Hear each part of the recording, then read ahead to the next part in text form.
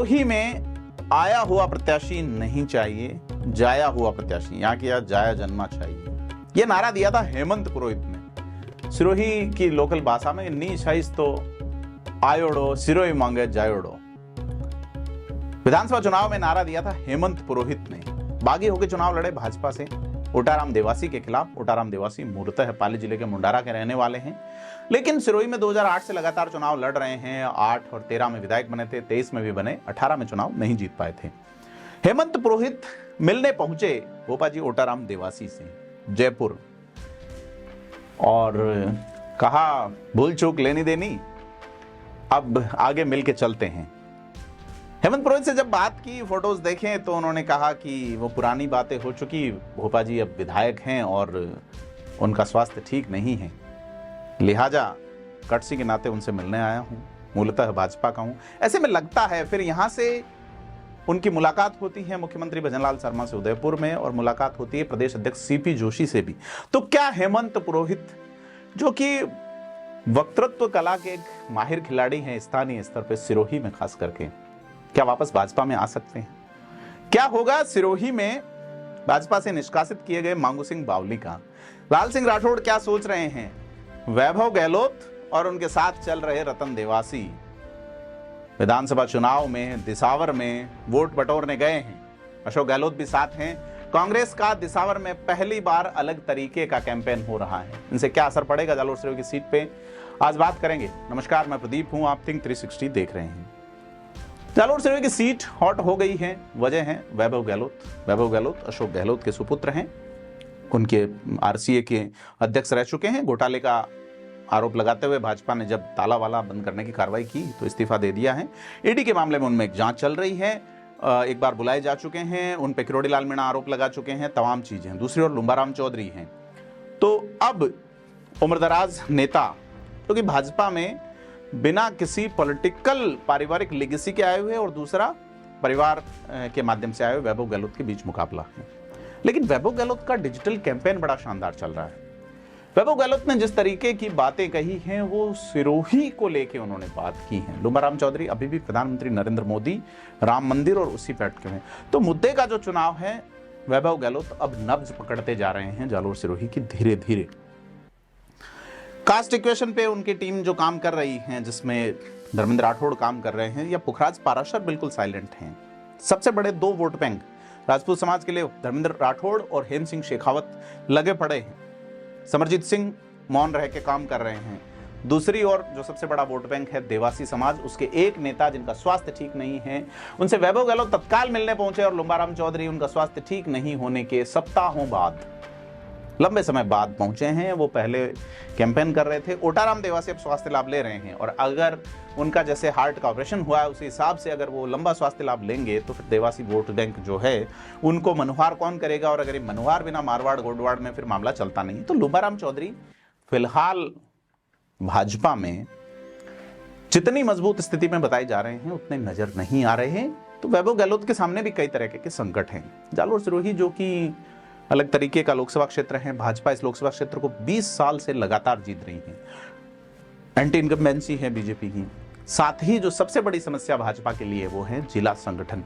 2 जिले संगठन है, सिरोही जिला संगठन है और जालोर जिला संगठन है। सांचौर एक नया जिला प्रशासनिक दृष्टि से बना है, यानी कि लोकसभा क्षेत्र में 3 कलेक्टर 3 एसपी बैठते हैं, लेकिन भाजपा कांग्रेस की नजर से 2 ही जिले हैं। फिलहाल सांचौर जिला मंडल की घोषणा नहीं हुई है, और सांचौर में वो लोग जो कि निकाले गए भाजपा से, या वो लोग जो अलग हो गए देवजी पटेल को के विरोध में या देवजी पटेल के साथ जाके, वो लोग एक जगह ठिठके हुए खड़े हैं दिसंबर के बाद से ही, चुनाव परिणाम आने के बाद से ही, कि पार्टी के संगठन की कोई राह उनको बुलावा देगी। फिलहाल ठिठके हुए खड़े हैं, चाहे वो जीवाराम चौधरी को चुनाव जिताने वाले लोग रहे हैं या देवजी पटेल के साथ जाने वाले लोग, क्योंकि एंटी इनकम्बेंसी देवजी पटेल से सिर्फ एक विधानसभा क्षेत्र में नहीं थी। अगर देवजी पटेल सांसद होने के नाते और किसी विधानसभा सीट से लड़ते तो और ज्यादा वोट से हारते। क्यों? क्योंकि वो गृह क्षेत्र में ही अगर अपनी जमानत जब्त करवा बैठे तो उनका जो एंटी इनकम्बेंसी और विरोध था वो पूरे लोकसभा क्षेत्र में था, क्योंकि उनके पास गिनाने के लिए एक काम नहीं है जिसे ये कहा जा सके कि जालोर सिरोही को एक्सक्लूसिवली उन्होंने 15 साल में यह दिलवाया है। 15 में से 10 साल भाजपा की सरकार रही है। 15 में से 5 साल तो डबल इंजन रहा, यानी कि राजस्थान में भाजपा, दिल्ली में भाजपा, नगर परिषद, जिला परिषद, तमाम चीजों में भाजपा, जालोर सिरोही दोनों जिलों में एकदम कमल कमल खिला रहा। लेकिन देवजी पटेल के नाम कोई ऐसा हिस्सा नहीं है काम का जिसमें ये कह सके कि एक्सक्लूसिवली ये प्रोजेक्ट, यह फैक्ट्री, यह उद्योग, यह रोजगार, यह पेयजल का सिस्टम अपने दम पे ले आए। क्योंकि 2008 में सीलू हेड तक नर्मदा आके, और वो पहले हो चुका नर्मदा, बाकी तो आगे का प्रोसेस था जो कि चलना ही था।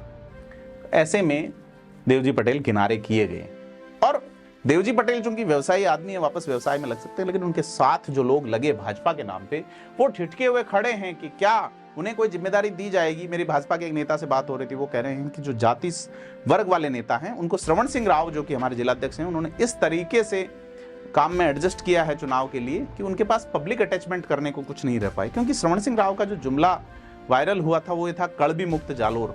भाजपा जो है वो कड़बी, क्योंकि यहाँ भाजपा या राइट विचारधारा को चुनौती अगर कांग्रेस के माध्यम से मिली तो दो बड़े नेता थे, रत्नाराम चौधरी या भगराज चौधरी, कड़बी समाज से ही थे, जिन्होंने यहाँ जब उस समय की जनता पार्टी या तत्कालीन जनसंघ के खिलाफ आवाज उठाने की कोशिश की, कांग्रेस का गढ़ बनाया। उस गढ़ में बाद में बूटा सिंह आके बैठे, अलग तरह की पॉलिटिक्स चली। तो कड़बी समाज मूलतः कांग्रेस मूड का, कांग्रेस जॉनर का समाज रहा। तो पूराराम चौधरी यहां से टिकट पाते रहे, बाद में जीवाराम आए तो भीनमाल और यहां भाजपा देने लगी टिकट। तो यह जो एरिया, यह जो इलाका रहा, मसलन कि लूणी में कड़बी को दिया जाता है। यही जोगाराम पटेल जो कि 2013 में लूणी से चुनाव लड़े थे, दूसरे नंबर पर रहे थे सामाजिक न्याय मंच, उसी वक्त जब मुख्यमंत्री भी वहां से लड़े थे नदबई से, बट जोगाराम ज्यादा वोट पाए थे। बाद में भाजपा ने उनको उपचुनाव में, जब राम सिंह बिश्नोई का निधन हो गया, तो उनको ले लिया और कड़बी समाज की एक और सीट बन गई भाजपा में, लूणी। इसके अलावा पचपदरा में भी अमराराम चौधरी रहे हैं। तो जालोर सिरोही में यह जो समाज है, आप पिंडवाड़ा को छोड़ते तो बाकी लगभग सभी जगह ठीक ठाक स्थिति में है। जालोर में भी थोड़ा कम है, बाकी आहोर में अच्छा वोट पाएंगे, रानीवाड़ा में अच्छा है, सांचौर में भी है, भीनमाल में भी है, रेवदर में भी है, सिरोही में भी है। तो अब इस समाज के कद्दावर नेता नहीं कह के एक साधारण कार्यकर्ता के तौर पे आगे बढ़ के जिलाध्यक्ष रहे या काम करने वाले वर्कर के रूप में दर्शाते हुए लुम्बाराम चौधरी को, तो लुम्बाराम चौधरी का जिस तरह का साउथ का दौरा रहा, और उसके बाद अब वैभव गहलोत अपने पिता अशोक गहलोत के साथ कैंपेन कर रहे हैं। सेल्फी और ये जो दौर चल रहा है या स्वागत वाला दौर चल रहा है। एक वीडियो आया, दिखाते हैं आपको। अशोक गहलोत बड़े अघाए से लग रहे हैं, परेशान लग रहे हैं, देखिए इस वीडियो को।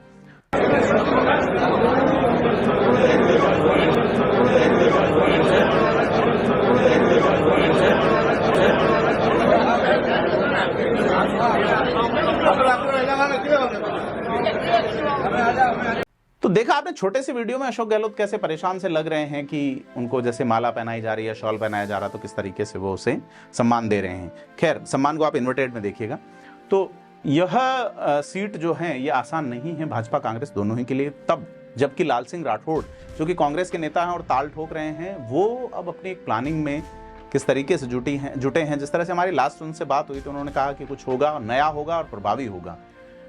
तो कांग्रेस के बड़े नेता रामलाल मेघवाल का भाजपा में चले जाना अलग तरह का इफेक्ट, अलग तरह का इल्यूजन पैदा करेगा। हमारे भाजपा के एक नेता जो कि बेंगलोर में रहते हैं, उनसे बात हुई तो वो कहते हैं कि इस बार जितना समर्थन प्रवासी सीटों पे, खास करके कर्नाटक में कांग्रेस की सरकार है, वहां के प्रवासी जिस तरीके से इन्फ्लुएंस में है, वहां जैसे सोजत के रहने वाले एक नेता जो कि कांग्रेस में सक्रिय हैं, राजेंद्र सिंह, उनसे हमारी बात हुई तो उन्होंने कहा कि इस बार माहौल यहाँ के प्रवासियों में कांग्रेस के प्रति है, क्योंकि उनका जो काम पड़ता है, उन्हें जो मान सम्मान मिलता है। अशोक गहलोत यहाँ तक आए हैं तो निश्चित तौर पे मारवाड़ी, प्रवासी मारवाड़ी इस बार वैभव गहलोत के साथ भी जुटेगा। तो क्या रहेगा, यह चीज देखने वाली बात होगी, क्योंकि प्रवासी अपने इलाके में जाके वोट करते हैं, विधानसभा चुनाव में गजब का करते हैं, सरपंच के चुनाव में और ज्यादा करते हैं, लेकिन इस चुनाव में यानी कि एमपी चुनाव में कम आते हैं, क्योंकि कांग्रेस वाले बुलाते इतना ज्यादा, जैसे कि रतन देवासी के वक्त आए, लेकिन उससे पहले संध्या चौधरी के नाम पे या उनके बाद उदयलाल आंजना के नाम पे ज्यादा प्रवासी वोट आए नहीं दिसावर से। तो यह जो चीजें चल रही हैं जालोर सिरोही की पॉलिटिक्स में, कि वैभव गहलोत ने किस तरीके से अपना डिजिटल कैंपेन फ्लोट किया है, जिसमें वो मुद्दों की बात कर रहे हैं, पब्लिक की बात कर रहे हैं कि क्या नहीं मिला, क्या नहीं हुआ। 20 साल तक भाजपा के सांसद रहने की बात कर रहे हैं, तो लोगों के सबकॉन्शियस माइंड में चीजें अगर 1 महीने फ्लोट करती रही तो फिर वैभव गहलोत की राह अलग तरीके से चलेगी। और कास्ट बेस पे जिस तरीके से भाजपा काम कर रही है, उसके अगेंस्ट कांग्रेस काम कर रही है भाजपा ने अभी अपना, क्योंकि भाजपा में जो बड़ी जातियों के लोग हैं, मसलन की राजपूत नेता जालोर सिरोही दोनों में ही नाराज हैं। मसलन की हेमंत पुरोहित जिस तरीके से कोशिश कर रहे हैं कि भाजपा में आ जाएं, सेट हो जाएं, युवा मोर्चा के अध्यक्ष रहे हैं, बड़ी चीज होगी कि राजपुरोहित समाज के एक नेता हैं अगर वो आते हैं। लेकिन जिस तरीके से सुरेश कोठारी जो कि जिलाध्यक्ष हैं सिरोही के, उन्होंने कुछ निर्णय लिए हैं, मसलन की संयम लोढ़ा से अकेले भिड़ने वाले कहे जाने वाले मांगू सिंह बावली को बिना किसी सुनवाई का अवसर दिए हुए बर्खास्त करना, मतलब बिल्कुल डिक्टेटर आदेश जो निकाला, उस आदेश की आलोचना कई जगह हो रही है। बड़े नेताओं ने भी उसका विरोध किया है प्रदेश कार्यालय में कि भाई आप सुनवाई का तो अवसर दीजिए, आपका कार्यकर्ता था और वो भी चुनावी दौर में आप इस तरह के फैसले ले रहे हैं तो उसका एक नुकसान हो सकता है। तो अब क्या भाजपा देख रही है, वहां जो नेता निकाले गए हैं, मसलन की सांचौर में, मसलन की सिरोही में, मसलन कि जालोर में पवनी मेघवाल जब खड़ी हुई थी तो कुछ नेताओं ने कोशिश की थी, तो तमाम चीजें जो है वो देखने वाली है कि किस तरीके से लुम्बाराम चौधरी अपने ही लोगों को मनाते हैं। और कांग्रेस का जो मैनेजमेंट चल रहा है वो अलग तरीके का चल रहा है। बड़ी कंपनियों ने बिना खुद को दिखाए हुए कैंपेन शुरू किया है।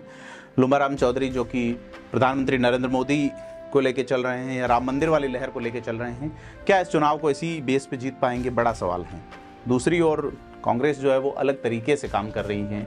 और इन दोनों तरीकों में ये जो 23 लाख के आसपास वोट है इस लोकसभा क्षेत्र में, दूसरे चरण में यहाँ पे चुनाव होना है, यहाँ की 8 में से 5 सीटें भाजपा मूल के लोगों के पास है, जिसमें 4 भाजपा के पास, 1 निर्दलीय के पास, 3 सीटें कांग्रेस के पास। कांग्रेस के पास वोट शेयर टोटल जो वो ज्यादा रहा है। मुस्लिम SC ST अगर मिलाते हैं तो कांग्रेस की गिनती ही 40 के आसपास वोटों से शुरू होती है। लेकिन SC ST अगर इतर चले जाते हैं, मसलन की बसपा के साथ चले जाते हैं, मसलन कोई और प्रत्याशी आता है उस दिशा में चले जाते हैं, क्योंकि भाजपा को ये करना होगा। अगर नहीं करेगी तो फिर कांग्रेस जो है यहाँ भारी पड़ेगी। जिस तरीके से इन्होंने कैंपेन शुरू किया है दिसावर में, जिस तरीके से कैंपेन कर रहे हैं लोकल लेवल पे कि एक साथ चीजें उठाई जाए, तो भाजपा जिनके पास प्लानिंग 25 सीटों के लिए एक प्लानिंग है और कांग्रेस एक सीट पे अगर 25 तरह की प्लानिंग करती है, जो कि जालोर सिरोही में नजर आ रहा है।